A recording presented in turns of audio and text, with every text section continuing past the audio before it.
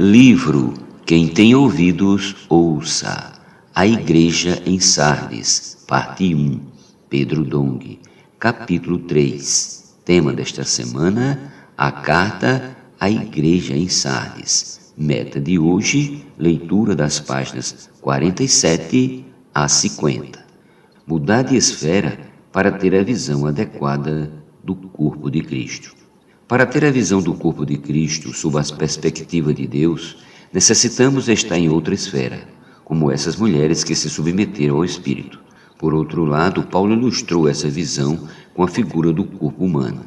Ele disse que assim como o corpo é um e tem muitos membros, e todos os membros, sendo muitos, constituem um só corpo, assim também com respeito a Cristo. 1 Coríntios 12, 12. E mais, se disser o pé, porque não sou mão, não sou do corpo, nem por isso deixa de ser do corpo. Versículo 15. Na esfera terrena, não vemos os membros da igreja dessa forma. Só ganharemos a visão do corpo de Cristo se formos transportados para a esfera lá do alto. Do contrário, sempre enxergaremos a igreja de Deus apenas como organização humana. Atentemos agora para o seguinte versículo. Porque não sou mão, não sou do corpo, nem por isso deixa de ser do corpo. A falta de visão do corpo de Cristo leva muitos cristãos a rejeitar a função que Deus lhe deu e a querer a função de outros membros. Entretanto, não é assim que funciona. Nosso sentimento deve ser: não quero ter a função do outro. Então, onde Deus me colocar, quero ser fiel. Por querer o lugar do outro, alguns membros do corpo alimentam, entre outros sentimentos negativos, a inveja, e todos esses sentimentos são provenientes da esfera terrena. Foi por alimentar esse tipo de coisa que Arão e Miriam desejaram o lugar de Moisés. Pecaram contra o Senhor e Miriam foi severamente punida. Números capítulo 12, versículos do 2 ao 10. Querido leitor, você percebe a importância de mudar de esfera? Percebe o quanto é importante ver o lugar em que o Senhor nos colocou em seu corpo e ali permanecer sendo fiel a Ele? Enxergar o corpo de Cristo sob a perspectiva de Deus. Os cristãos do tempo de Sardes precisavam ver a igreja como Deus vê. A ausência dessa visão é a razão de haver tantas divisões no meio do povo de Deus. Paulo disse que Deus dispôs os membros, colocando cada um deles no corpo como lhe aprouve. 1 Coríntios 12, 18. Por isso, não tenhamos dúvida de que fomos colocados no lugar certo. Ao dispor cada membro do corpo, Deus o fez para que não haja divisão no corpo. Pelo contrário, coopere os membros com igual cuidado em favor um dos outros. Versículo 25.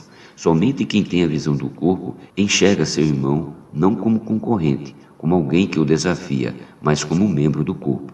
Assim, todos têm igual cuidado em favor uns dos outros. Vejamos um exemplo. Em meu corpo, nenhum membro sadio luta contra outro, mas em favor um do outro. De maneira que se um membro sofre, todos sofrem com ele, e se um deles é honrado, com ele todos se regozijam.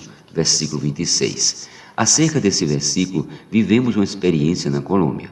Quando chegamos àquele país com alguns cooperadores, os irmãos nos receberam com honra, como demonstração de grande alegria.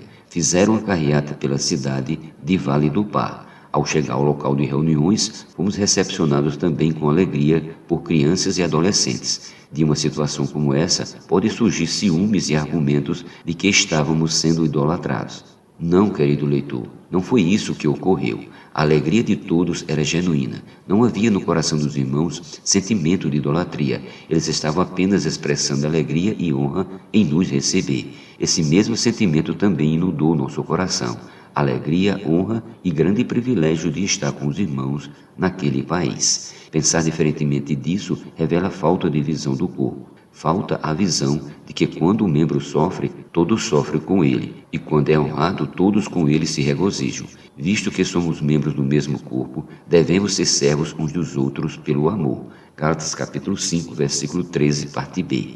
É para isso que o Senhor nos chamou, e é por isso que pôs cada membro no lugar certo. Paulo diz que toda lei se cumpre em um só preceito, a saber, amarás o teu próximo como a ti mesmo. Se vós, porém, vos morderdes e devorais uns aos outros, vede que não sejais mutuamente destruídos. Versículos 14 e 15. A verdade é que ninguém está na igreja para ser rei.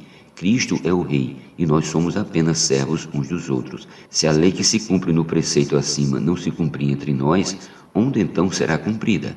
Que necessidade há de olhar para o irmão como concorrente? Devemos ser cuidadosos para não acabar mordendo ou devorando uns aos outros.